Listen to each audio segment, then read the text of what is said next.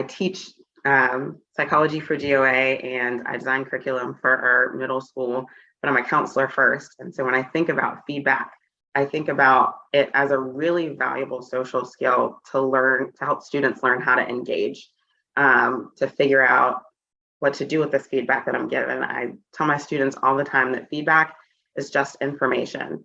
And I think that a lot of times, depending on how we grew up and the way that feedback was given to us, it can be triggering to hear the word feedback and think that it's going to be critical and think that it means something negative about me. And so just reminding students that it's just information, and what you do with that information is going to transform your learning experience. And so kind of helping them figure out, okay, once I have this feedback, what do I do with it? Well, if I don't understand it, I can ask clarifying questions, or it can lead me to dig deeper, or it can cause me to go in several different directions.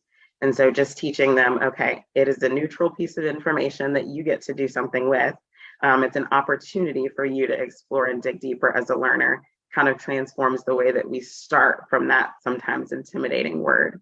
But I love the chance that we have to help students figure out how to navigate that, because it transfers into all of their relationships with their peers, where maybe a peer is telling them something about themselves and they get intimidated by that. Okay, this is just feedback. This is information for me to choose how to use.